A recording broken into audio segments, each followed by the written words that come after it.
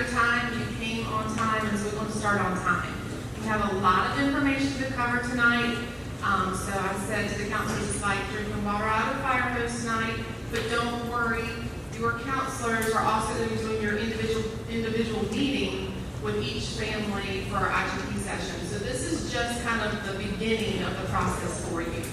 So just wanted to give you as much information now, and then your counselor will continue the conversation with you all throughout the senior year. We have a lot of new faces in our counseling department. So you can see we have 8 counselors now. We have grown a little bit. We have some new faces with us.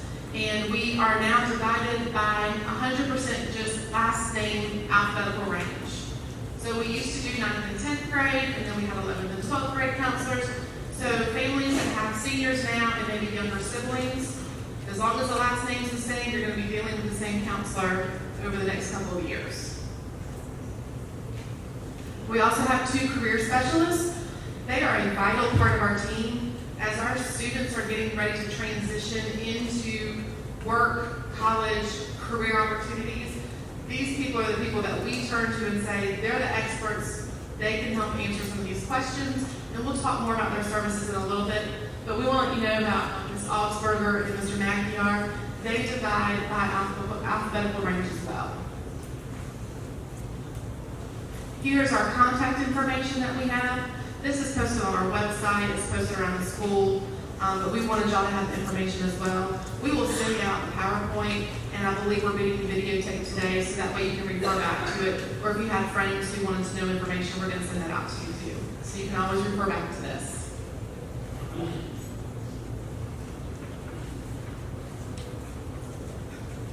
All right, did everyone get a blue folder?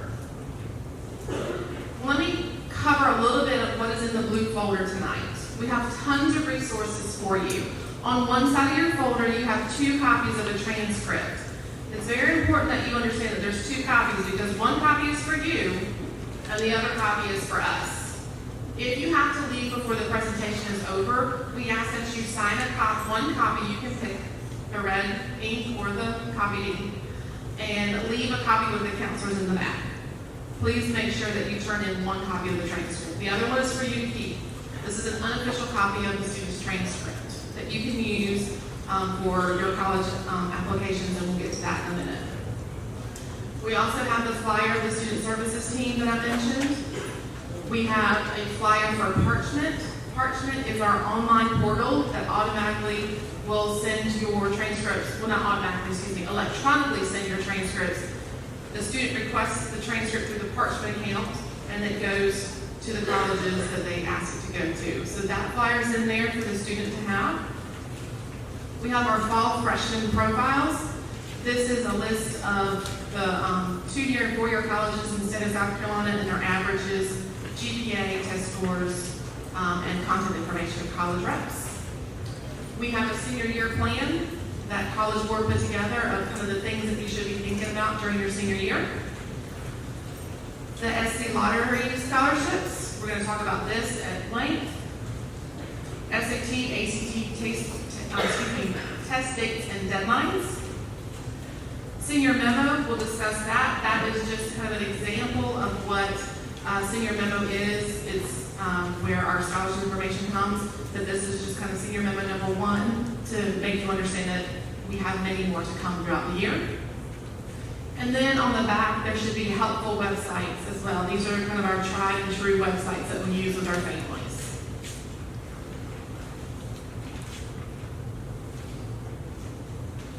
They told me that I could click anywhere. All right, transcripts. Everyone, please pull out the copy of your transcript and let's look at this together. Your counselor can also explain this in the meeting with you, but I want you to have a good working understanding of it now. So if you see at the kind of midpoint where the first black arrow is, it says your plan. The counselor identified based on the course history of the student, are you on track to go to the military, work, or a 2-year college? Or have you worked and completed some of the extra requirements that a 4-year college would require? And they had to circle either the 2-year military career track, or they circled the 4-year college track.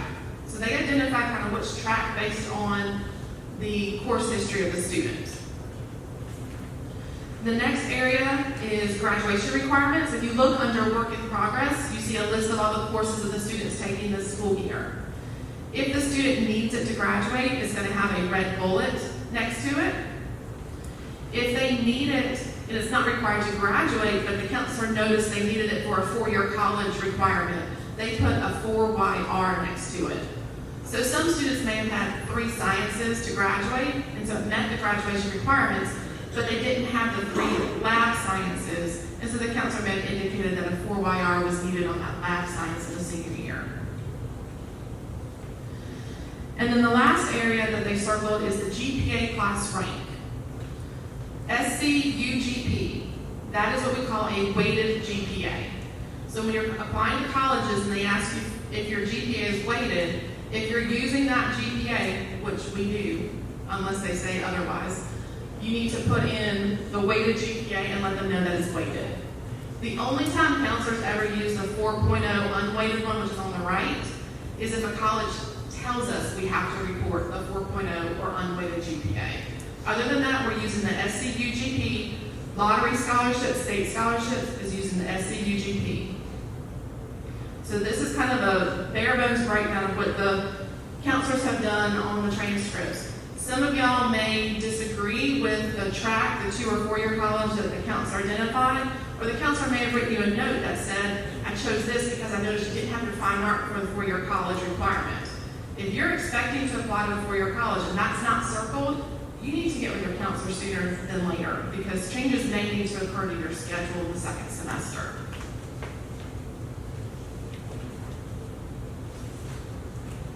Remember, this is an unofficial copy of your transcript. Lottery money scholarship is determined in the June ranking, the June GPA. So this is just an unofficial copy. We will load these to parchment to make them official. So when you send them through parchment, they will be officially sent. But when we're talking about lottery money and scholarship money through the state lottery program, they have to have a June ranking and GPA for that. And so that is something that we look at the end of the year.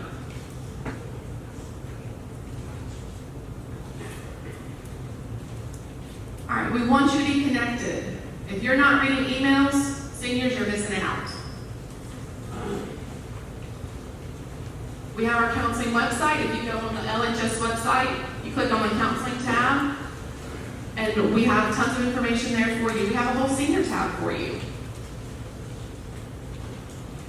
Senior memos, you have a copy of that, but senior memo number 4, we typically do it about every 6 weeks that you get an email sent with our senior memo.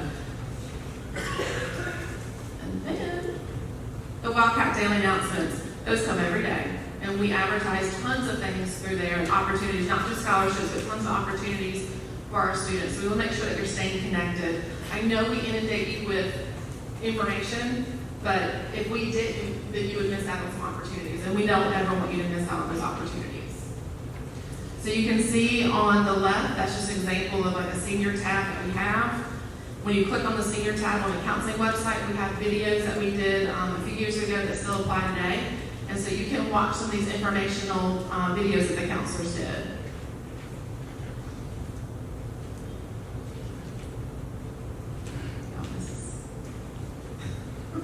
All right, let's talk about 2-year and military and the work option, the first option that we have. So this one is where you can secure a job at the end of your high school career and you can go straight to work.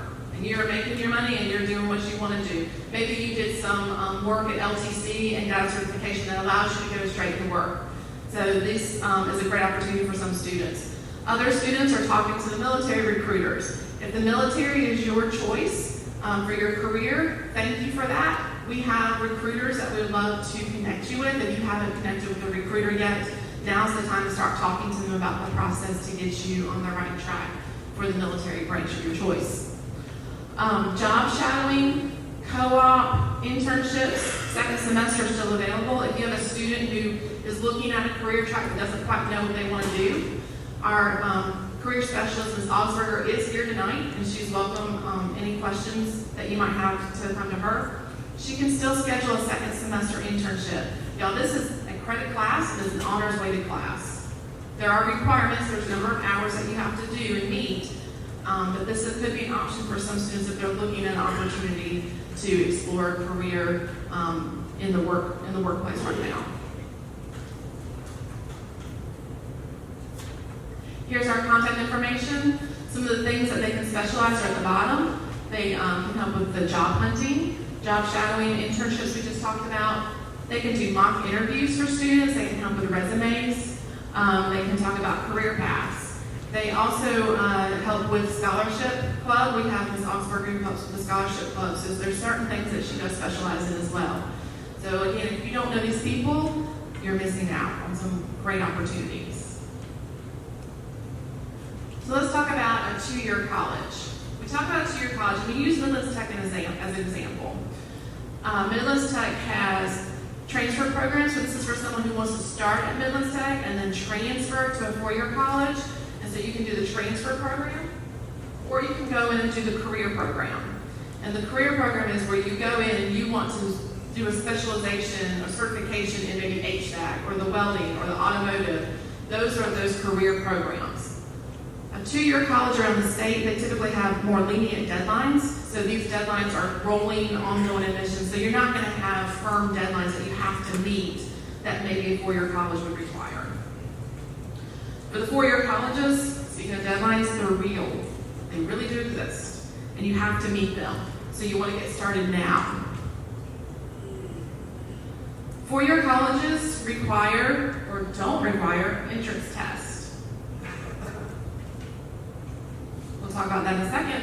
But first of all, military. The military does have an ASVAB entrance test. Lexington High School is lucky to have a National Guard recruiter that works with us, and he knows that not everyone's National Guard. He's just pro-military. Let me help you get where you want to go. And he is helping us offer 2 fall ASVAB dates and 2 spring ASVAB dates. And so the ASVAB is offered to our students to take on campus during the school day. Two-year colleges, they can look at AccuPlacer, which is a placement test, like where are you in your English and math skills. They can look at SAT, ACT test scores, or they can look at other qualifiers. They can look at all these different areas to figure out where to place you in the classes. And then four-year colleges have the SAT and ACT test. It is optional at some schools, so you need to make sure you understand where you're applying and what the requirements are of that school. Here are the dates for the fall ASVAB test. If you're interested in taking the ASVAB in the fall, you need to reach out to the career specialist. Y'all, this is not just for military and entrance exams either. This is a wonderful, wonderful career assessment. So if you have a student who's doesn't know exactly what they want to do, this could open up a lot of insight for them about what careers might best suit them as well. So don't think of it as just an ASVAB military entrance. It's also a career assessment. And taking the ASVAB does not make you go into the military. So keep that in mind.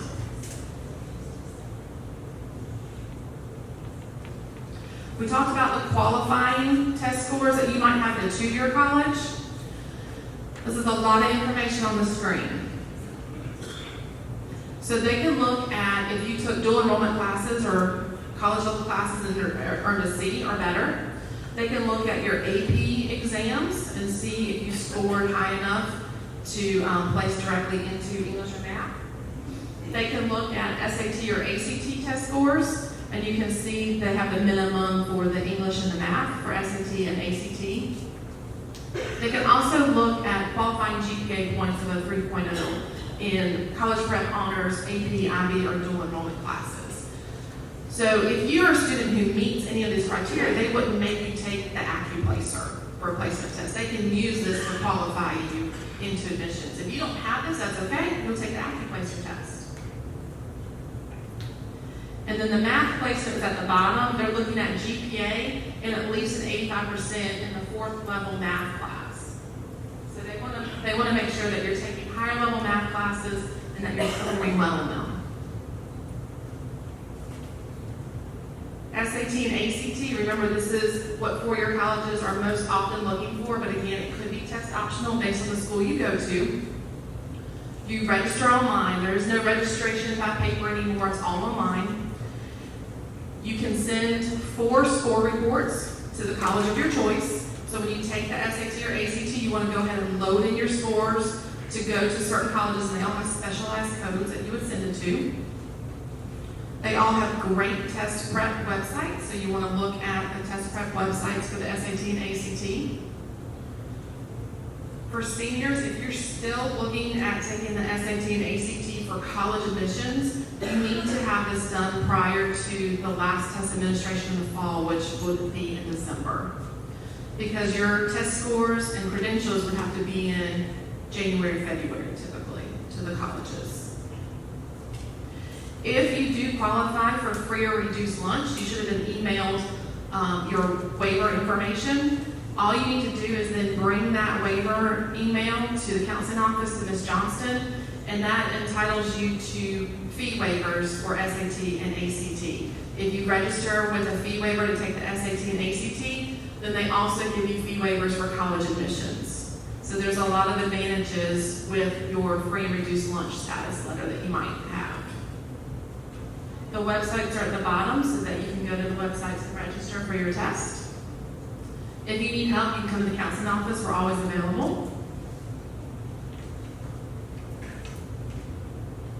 Here are the fees and registration information. The ACT has $63 for the full ACT. With the writing is $88. The SAT is $55. So you can research online and see maybe which one's the best fit for the student. The counselors have a little list in our offices. If you're thinking, I don't know which one is the best fit, we can help you kind of determine what that is. But honestly, the free testing resources that are out there will help you determine maybe which test that you perform better on. All right, so let's say you took a test and you weren't happy with the final SAT or ACT test that you earned. So College Board, which is the SAT website, they partnered with Khan Academy, and they created this official SAT practice guide. What we love about it is it becomes personalized for you. So if you're a student who took the PSAT, you should have had a code that they gave you last year if you were a junior when you took it, or even sophomore year. You could use this code, and you could plug it in, and it'll tell you where your strengths, where your weaknesses. If you don't have that, that's okay. They'll give you kind of a diagnostic test, and then they'll start you from where you need to go. And it's instantaneous, which is what we like. You don't have to wait for anything anymore. Their research shows that no official practice versus 6+ hours of at least some practice can increase your SAT score by 39 points on average. Anything's better than nothing. You put in a little bit, you might get a little bit. You put in a lot, you might get a lot. For those of you who are not worried about your college admissions, but you're worried about maybe your scholarship opportunities, this is something that you might be working on throughout the spring term as well.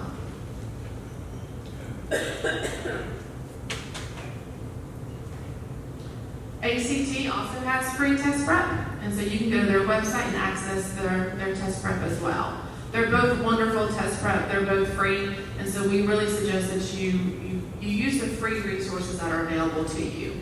And they're available online, so it's 24/7.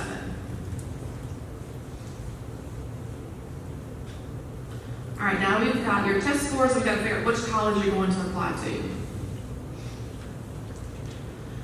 So some of the times you're thinking, how do I narrow this down? Well, internet's a great thing. You can search. One of the things we use might be College Board Big Future. That list on the back page of helpful resources, websites, this is where you're going to find some information to help you track down the websites to search. But you can put in, I'm interested in a South Carolina school, so it's only going to look in South Carolina. You can say, I'm interested in forensic science as a major, and I'm on the cheer team and I want to cheer in college. And so you can put those parameters in, and it's going to tell you what's the closest related thing. You might find 100%, or you might find 80% that match your criteria, but it'll tell you what matches and what didn't match. but it's a great resource. So that's the type of thing that you should be looking at. Like, what are your must-haves in a college?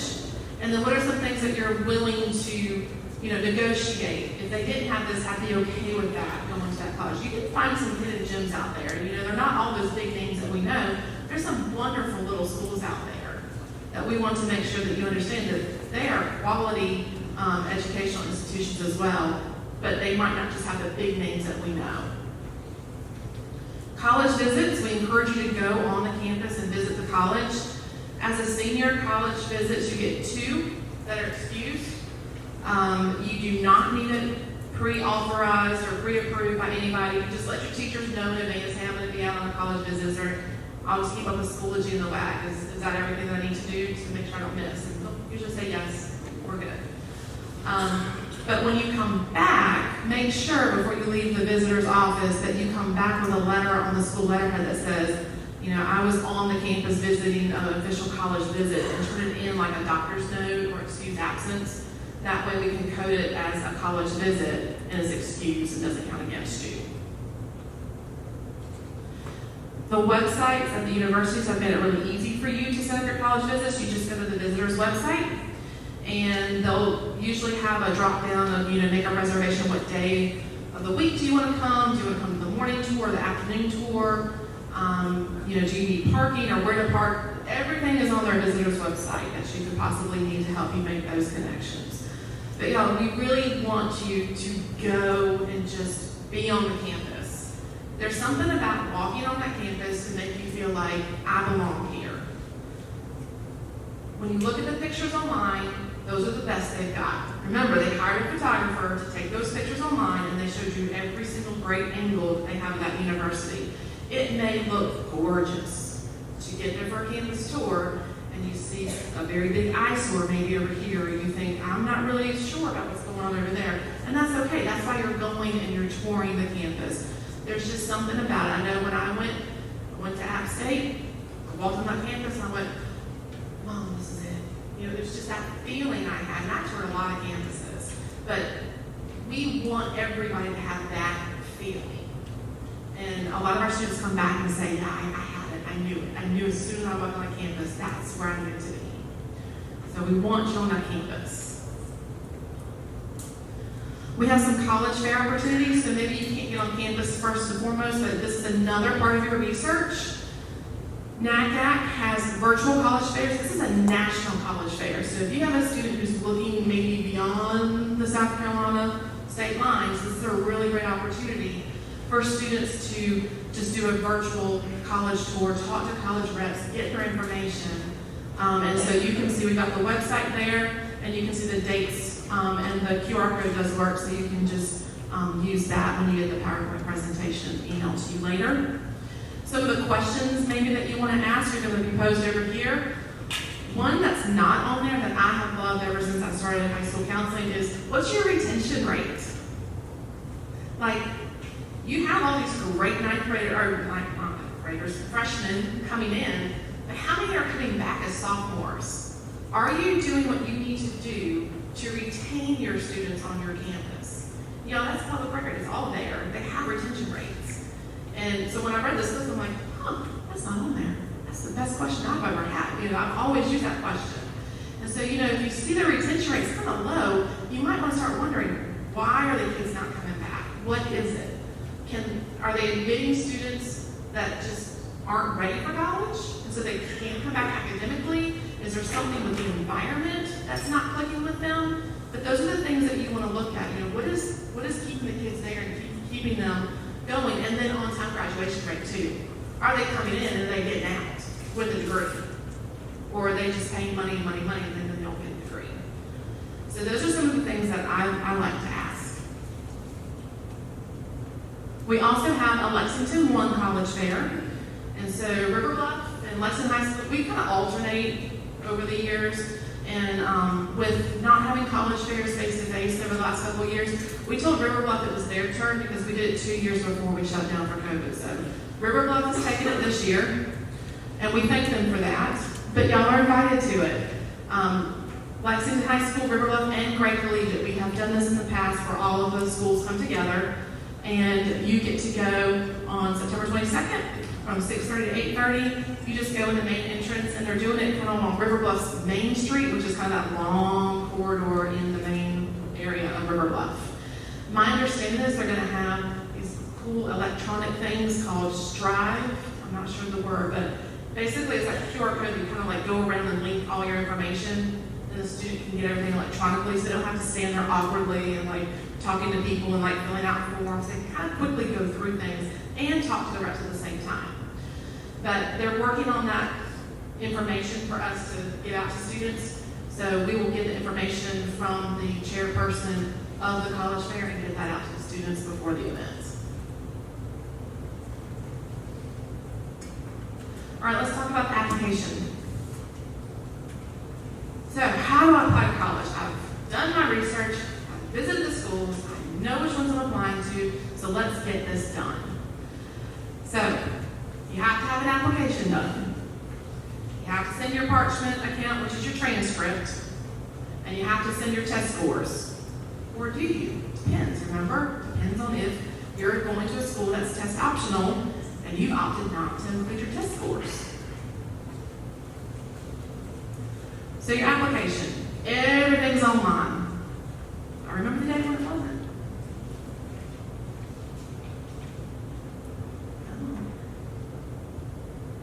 So we have common applications. Common applications are kind of a one-stop shop of applications. We have the Common App, the Coalition App, and the Common Black College application. These are the place where a student can put in and make an account, and they put in all their demographic information one time. Think about it, y'all. If you're applying to a college and you're putting in the same information over and over and over again, it gets really redundant and time-consuming. So they have created the Common App, or the Coalition, or the Black College application, Common Black College application, where you can put in your information one time. Now, the colleges that you're applying to also have to buy into this. So maybe not every college you're applying to is going to subscribe to this opportunity, but a lot of colleges are doing this now. So the great thing is that you put all your information. However, every school may have like a supplemental piece that you have to do. So make sure you're aware of what supplemental pieces might be required of you. The other thing is that it does have counselor input, like we have to upload certain things. So make sure that you have your right counselor, their right email, and you're sending the information in a timely manner. Some of the schools may have letters of recommendation that's required as well. Everything is submitted electronically through the email accounts that the student provides through their account, so that those links come straight to me as a counselor or straight to the teacher to make sure everyone's getting everything they need put into the pot for the student for their application to be complete. Here are the websites for those, or the websites for each one.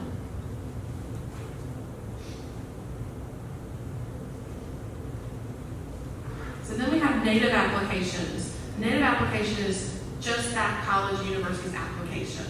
So each one that the student applies to, they might not want to do the Common App and do multiple ones. This is where I'm really not liking the transition pieces, y'all.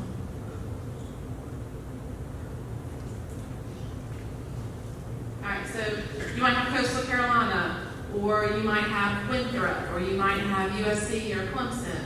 They're all supposed to pop up here. Duke, Winthrop, there it is, Carolina, College Charleston, Midland Tech. So all these would be, you would go to their website and you would do their application on the school's website. So you're not going to do that one-stop shop application, which is fine. You're going to go to each website's own website and push the Apply Now button.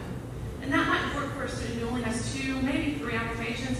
But y'all, I have lots of students that they just can't narrow down their choices. They have all sorts of great ideas out there, and they just want it all, and they just want to apply tons to see what they can get. And that's fine too. If you got the time and the energy and money to do that, that's okay. And so if you have 11 schools that you want to apply to, and they're all on the Common App, why not? You know, don't do it one at a time. Do the Common App.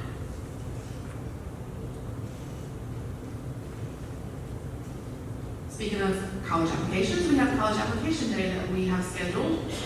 This is October 13th in our Learning Commons, and we have advertised it across the state that we're having this event, and so we have college reps that may come. This is something that you're going to be using all senior year.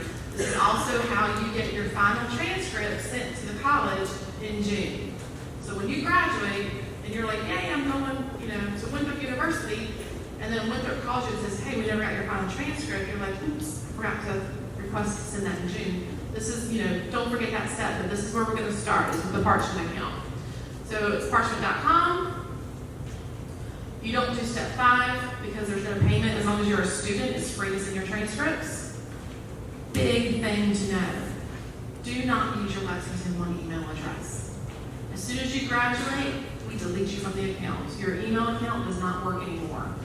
Well, some students need a copy of their transcript a year later because they decided to transfer and they didn't have enough college credits earned, so they have to go back and supply their high school information again. That's fine, but if you use your Lexington one email address, we can't find you in the system now. We're going to start all over again. Parents, if you create the account for your students, that's okay. We really want them to do it on their own, though. They need to start learning how to do this stuff. But please put their information in. Sometimes we've had parents put their graduation date in, and we can't find them in the system. It's a true story. So please just make sure that their information is what's going into the system. Can't stress enough that personal email address.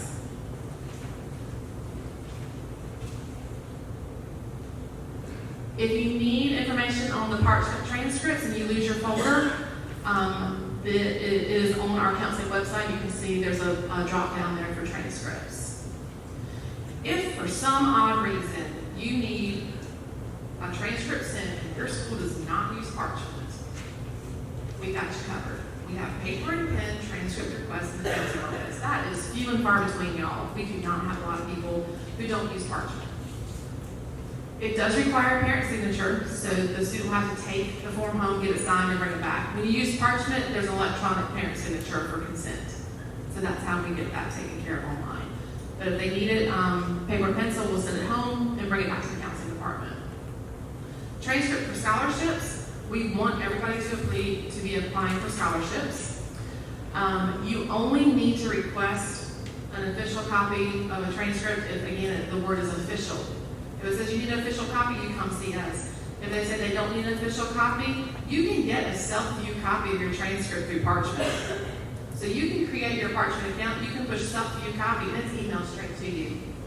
So some of our students, who might be talking to coaches, and they need to show their coach their transcript, they can get a copy sent to them and they can send it to whomever they want. Transcripts are free for scholarships, so we're not going to charge you for your transcript to be sent to the scholarships. And then also, if you earn a scholarship, make sure you bring us back a letter that says, I earned this money. These are bragging rights for us, so we can't stress this enough. We're going to remind the students over and over again. Bring us a copy of your award letter. We want to know how much money you earned, and that way we can total it up at the end of the year. So we just want to remind you at this point that we want copies of the scholarships that you win. All right, so in your test scores, this is where you log into your SAT or ACT account. So if you need to send your test score to your college, then you need to make sure that you log into your SAT account or your ACT account and you send them electronically. They are not official if they come from us. You can't say, hey, Ms. Beckett, can you send my test card to College Charleston, please? I'll say, well, I could, but they're not going to accept it from me. So you need to make sure you send your scores directly from your account in SAT or in ACT.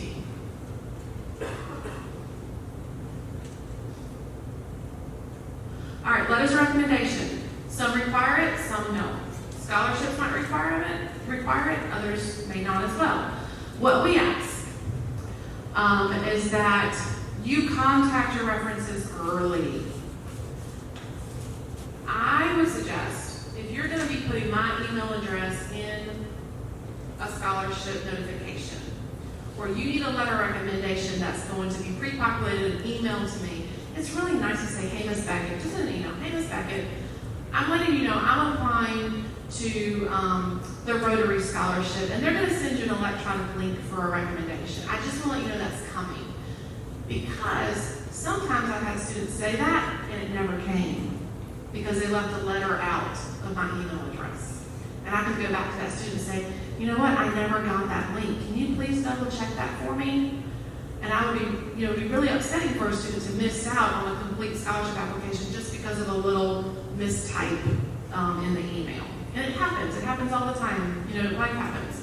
But by coming to us first and saying, heads up, I'm putting this in there, that's just a really nice way for us to check and balance things along the way.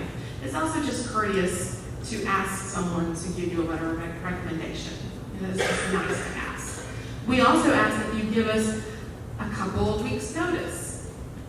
There are over 500 seniors in this class. There are 7 counselors doing this. There are a lot of students who are asking for things of us, and it's great. We love the senior year. It is fast and furious in our office, and we work so hard for your families. But we just ask that you give us the time that we need to make sure it's done properly for your family. Also, when you're asking a teacher for a letter of recommendation, if you need a letter from a teacher, make sure you're choosing wisely. Think back to maybe your behavior in that classroom. If it wasn't the best or you had conflict with that teacher, that's probably not the right person to be asking. So make sure that that teacher knows you well enough to write a letter of recommendation. And the things I tell teachers, the way you write your letter of recommendation is, how is your classroom different when they're in there? And how is your classroom different when they're not there? Are they the leader in the classroom? Are they helping others along? Are they missed when they're absent that day? The teachers are looking more at the classroom impact. Counselors are looking more at the holistic view of, I'm not going to dictate your transcript to the letter of recommendation, but I'm going to pinpoint some of the highlights of a transcript while pulling in maybe some of your club sponsor or the clubs that you're participating in, or sports or community service, or some of the awards that you may have highlighted. We're trying to do that holistic look. But the teachers are really focusing in on who are you as an academic student and what do you contribute in the classroom.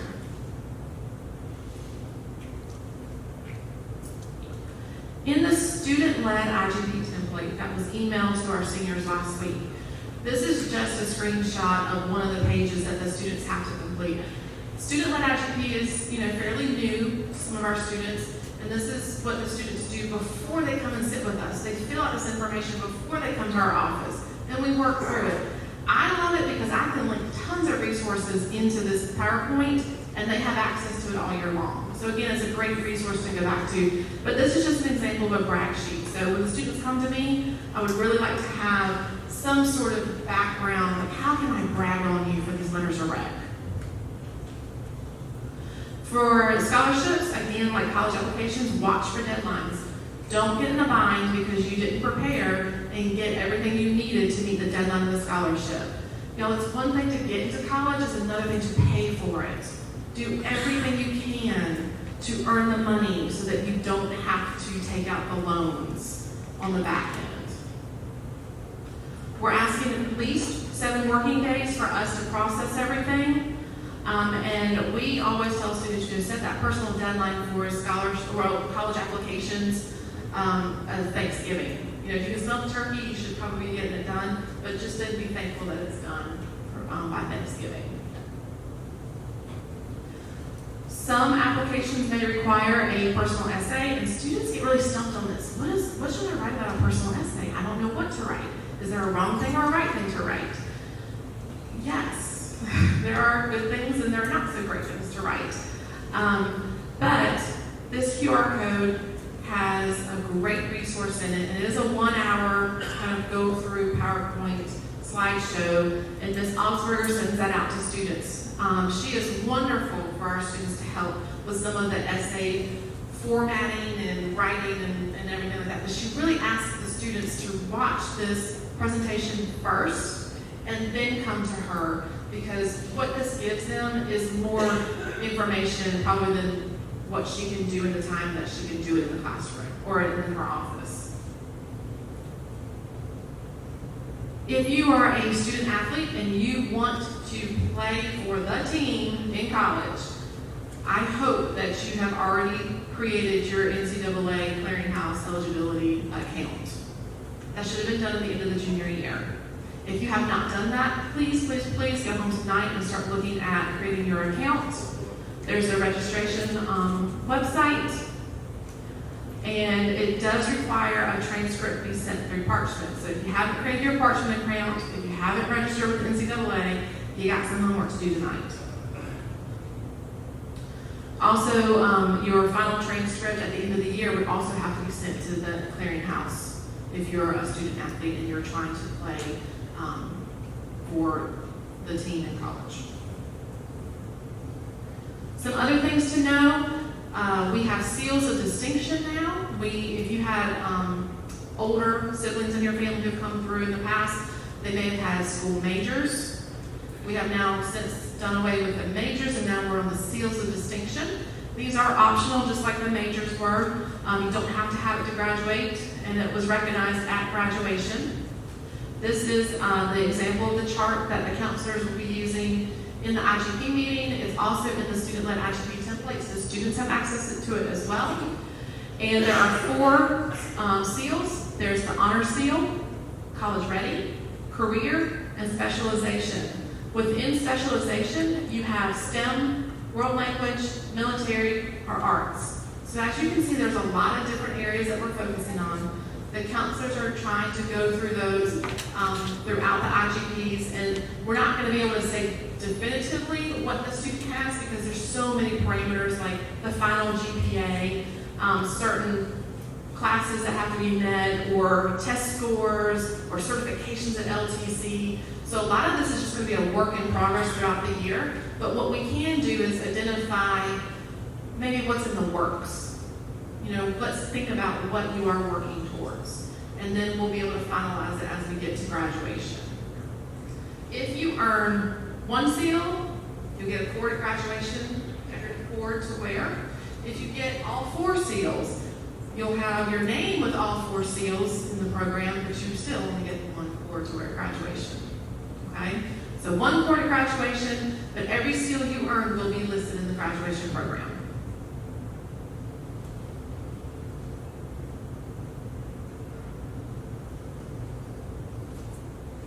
Financial aid and scholarships. Again, I said it's one thing to get into college, it's another one to pay for it. So financial aid, this is awarded based on need. FAFSA, that is the term you need to know, FAFSA. This is how it opens up the opportunities for financial aid based on need.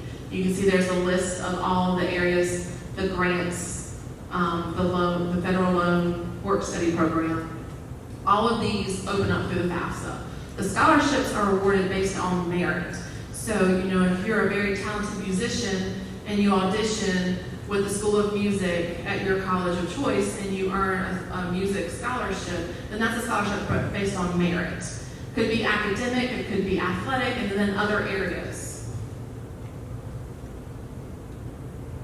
Financial aid, how it works, we talk about grants and scholarships. Those don't get repaid. That's again based on need and it's not repaid.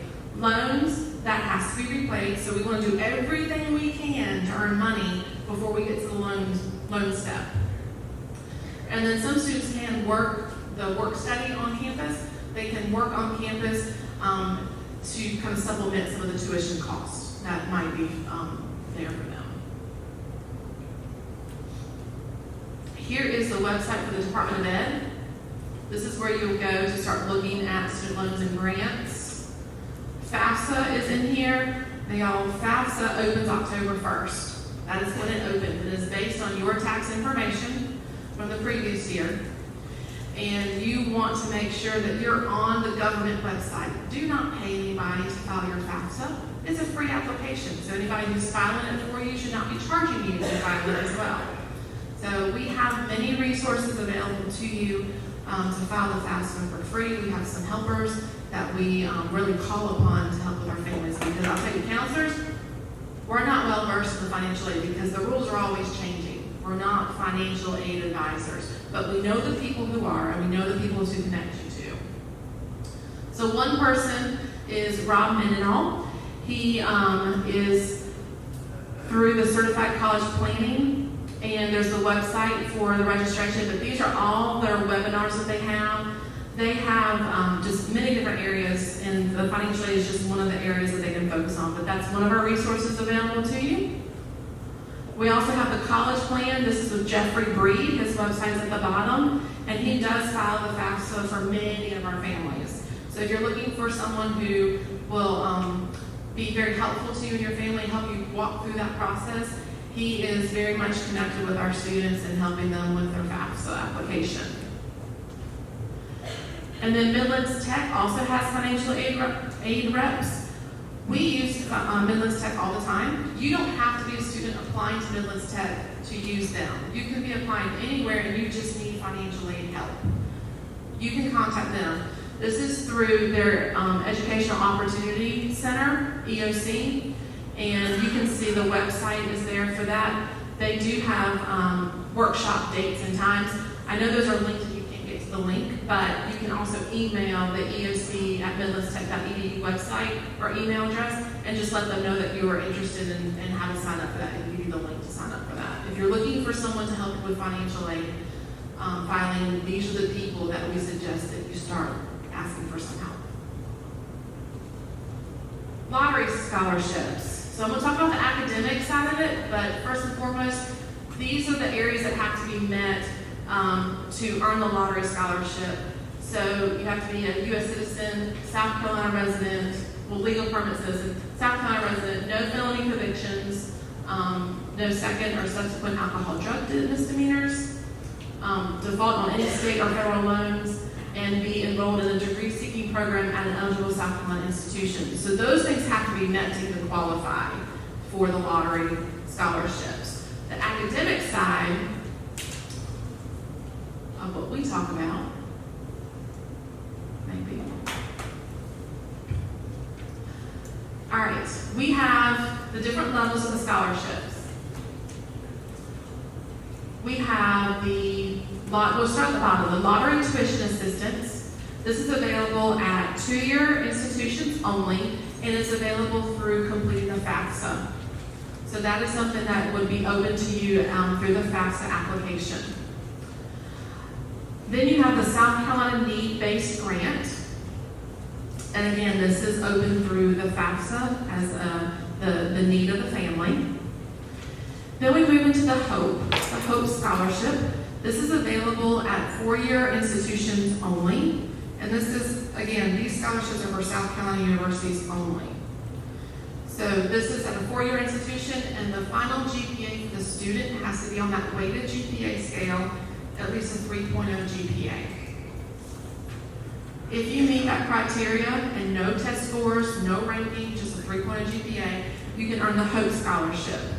With the HOPE Scholarship, if you are able to maintain that 3.0 as a full-time student in college, they will move you from HOPE to Life. So it's a one-year HOPE Scholarship with the opportunity to move into the Life area the second year of college. The Life Scholarship, there are two choices here. If you're attending a two-year university in South Carolina, the final criteria is a 3.0 weighted GPA.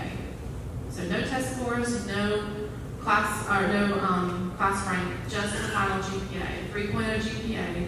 It will cover the cost of tuition and books at a two-year school. If you choose to go to a four-year university, there are two of the three criteria. They have three criteria. You only have to meet two of them. So, 3.0 GPA, that has not changed. An 1100 SAT or a 22 ACT.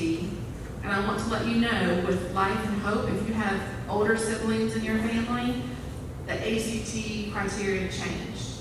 They lowered the ACT score as a qualifier. So if you're working on some prior knowledge, please note that's why those red arrows are there, is because those ACT test scores did change. So we're working off the new information. So a 22 ACT, so we're talking about GPA, test scores, or ranked in the top 30% of the graduating class. You have to have two of those three criteria: GPA, rank, test scores. So if you're thinking, I'm not doing test scores because I'm not going to a school that needs those test scores, then if you didn't take the test, then now you're relying on your GPA and your class rank.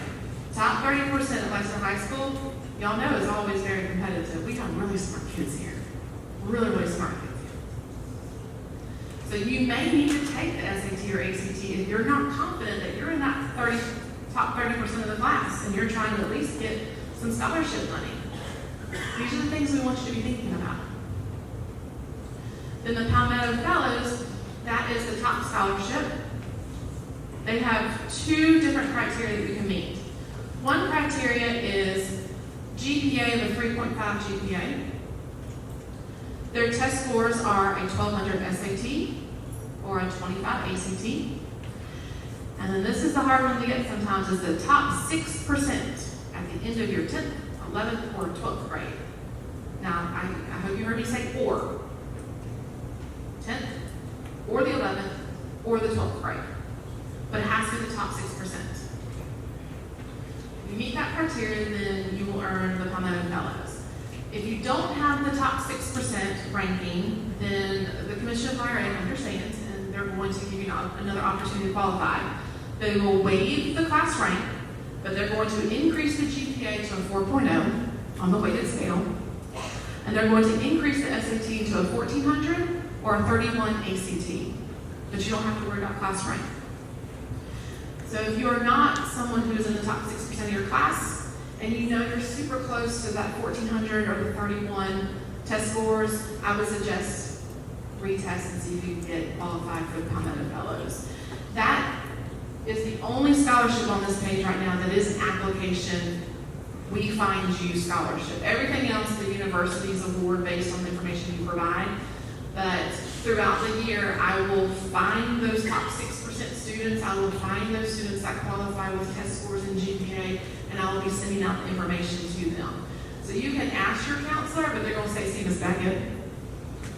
So I will be reaching out to the families. I typically do it 2 times a year.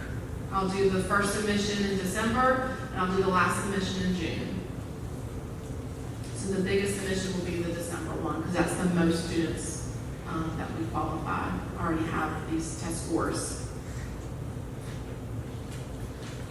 If you get the Life or the Palmetto Fellows, just to give you some information, they also have the enhancement as an opportunity. If you're a student who's majoring in math or science in college, we are in desperate need of math and science majors in South Carolina. They wanted to keep students here and study. And so if you are a student in the first year of college who can earn 14 credit hours of math and science, now I know you love math and science, then you could be eligible for an additional $2,500 on top of the Life.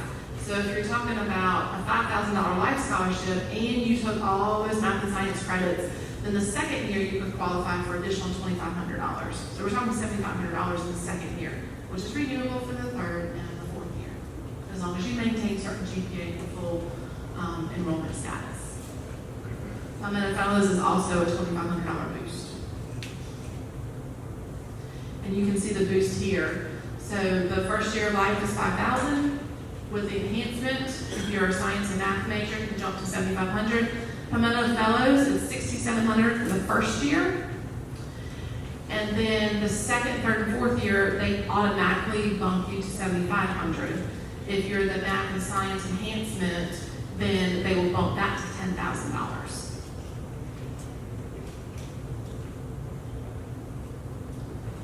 Some more scholarships. South Carolina still is in need of workforce, students going into the workforce, and so they have created SC Wins. And so this is statewide technical colleges. If you go into kind of a high needs industry credential program, they are looking at the free tuition. And so this is something that if you know that you're looking at, this might be the best option for you to not go through college with a lot of debt. So we want to make sure that you're aware of this. This is fairly new. Our senior memo we talked about is every 6 weeks emailed to you. We also have the scholarship drawers. So if you have a student who wants to just come in and get a paper application, we still do those paper applications. But pretty much everything is submitted online. But everything is given to the student electronically, and they can click on the links and see all the criteria. They can see the deadline. They can see how they're supposed to submit their scholarship application to make sure it's to the right person. with plenty of time to be processed. So the senior memo is something that you need to make sure that you're keeping up with. We have local scholarships. That's your senior memo. So that might be community scholarships. It could be through churches. It could be through your family's work. Some employers will do like a scholarship only for the dependents of an employee. It could also be through the clubs that the student is participating in. Institutional scholarships, that is on the financial aid website of each college and university. Some of those are just automatically given. You know, they see your GPA, they see your test scores, and they say, okay, well, you have met this baseline criteria, then we are going to go ahead and give you the scholarship. It's an institutional, typically a merit-based scholarship. And then you have your national websites. Those are on that resource page that we gave you. And so we're just wanting all of these areas to be checked out by our students. We have micro scholarships. This is not fairly new, but new enough in the last few years. Raise Me is a micro scholarship, and the College Board Opportunity Scholarships are available as well. This is kind of you're doing what you're supposed to do along your senior year, so we're going to award you money. So let's say you took the SAT and you sent your scores to the college. Well, you log that into these websites and they'll give you maybe $250 into your account. The key here is the colleges that you want to go to have to subscribe to these programs too. So it's worth looking into to see if the colleges you're even interested in are subscribing to this, because if they are, why not do all the little things you're supposed to do, like filing the FAFSA, we'll give you $500 in your account. And you start linking these with the colleges of your choice, and at the end of it, you could have a few $1,000s just by doing the things you're supposed to do in your senior year. So we want to let you know about those micro scholarships. Scholarship Club rushes tomorrow, so seniors, if you're not involved in a club, now's the time to go talk to our club sponsors and our students who are involved. Miss Augsburger is in the Scholarship Club. She is the sponsor for that. So she's not telling them how to do the scholarship. She's not saying, hey, Sarah, you need to apply for this scholarship. She's allowing them to explore and kind of come together and talk about where they're finding their scholarships, maybe looking at some of the essays and some of the things that they're submitting. But that is Club Rushes tomorrow, so we're encouraging people to get involved. So those are the institutional scholarships, national scholarships, local scholarships. If you're looking at all of those, then you're in the sweet spot right there in the middle. That's where we want you. You need to be looking at all three areas, because the more you're applying to, statistically, you should be getting something. You know, if you're just applying to one or two, some of those big national ones, that might not be the best use of your time in hopes of like the one and done kind of mentality. We want you applying to as many as you can, so that way you have the most opportunity to earn the scholarships. It does pay off. I've told students that being a senior is almost like having a full-time job. You have to do your applications, you have to do your scholarships, you have to keep with your classes, and some of them still have a full-time job. So it's finding the balance. And so as parents, we're hoping that y'all, between the counseling office and home front, we can kind of find that balance for these students. If you have anybody asking you to pay money to look for scholarships, please don't. It's a scam. Make sure you're not paying anybody. Kind of like the FAFSA. Don't pay anybody to file your FAFSA. Don't pay people to find you scholarships for you to apply to. Again, please submit your scholarship letter every single time you win a scholarship. Don't wait till the end of the year and try to figure out where all that paperwork is.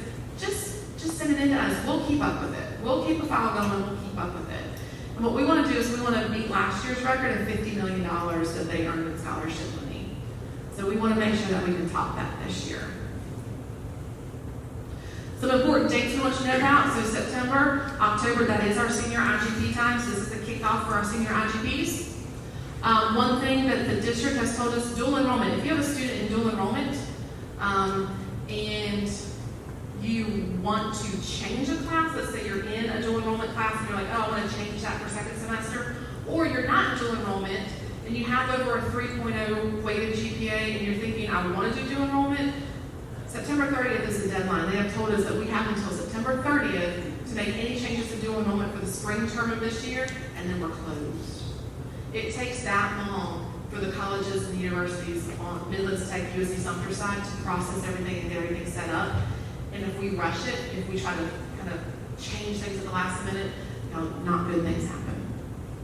Okay, so we want to make sure that we have everything set. College application day, we talked about that, October 13th. We will send out a sign-up sheet for that, or we'll tell the students to come to the counseling office and sign up. FAFSA events, we're going to have 2 this year. One, October 25th for an hour, is going to be really an information session, kind of fact gathering. What types of questions do you have? A lot of families have the question of, I might be in a divorced family situation. How do I file this if my student lives with me or lives with them? Those sorts of things. Or is my student dependent? Those are some of the tricky questions that we can always answer. But that could be something that comes up in an information session. So we're going to do that October 25th with our partners to come in. And then November 1st, we are going to do the actual FAFSA filing help session. So if you need help filing your FAFSA, we're going to bring in some reps to be the experts on campus. November 1st will be the night, and we'll give more information as we kind of finalize those details. All right, y'all. I had a lot of talking that night, didn't I? Senior IGP meetings, the next steps. Again, we're so happy you came tonight. So some things for you to know. The counselors have scheduled to send you an email to go out at 8 o'clock tonight. So it's already been scheduled, and we've already said this is the information we're sending out, and it's got our calendar link on it. So at 8 o'clock tonight, if you were just like, I've got to be one of those first 40 people to meet with my counselor, that's great, we're ready for you. The meeting starts September 15th. That is when we are ready to start meeting with our seniors and our families. So at 8 o'clock, you'll get an email from your counselor, you'll have our link, you can go ahead and schedule your appointment. Seniors will come to the counseling office. They'll be called down if they forget to come. It's amazing. I know we didn't like not being in the building, but our participation with IGPs really dramatically increased. And so we're still offering that as a choice. We're really encouraging it just because we know your time is very, very busy, and we know some of y'all work in Columbia, and it's just hard to drive over here for these meetings. So we're okay. If you want to choose the Zoom option and you want to participate via Zoom, we love that choice because it gives you the flexibility that you need, and it's still the same information that we can give in our office. If you do choose that Zoom option, whoever made the appointment will get the Zoom link. So if your student made the appointment, guess who gets the link? The student. So please make sure if you want to participate as a parent to put your email address in the calendar reservation. And then if we have any of our Lula families here tonight, thank you for coming in. Mr. Naresh Jacob will be sending you your information because you will be meeting with him. He is the 11th and 12th grade Lula counselor. So he'll be meeting with everybody on his caseload. And that is all that we have for tonight. So housekeeping reminders, 2 transcripts. Remember, 1 belongs to me signed, 1 belongs to you. Counselors are in the back, and they will take your transcripts on your way out. If you have questions that are not answered tonight, if you have a long list, remember, if you have your individual IGP meeting with your counselor, or if there's just a few little things that you want to clarify tonight,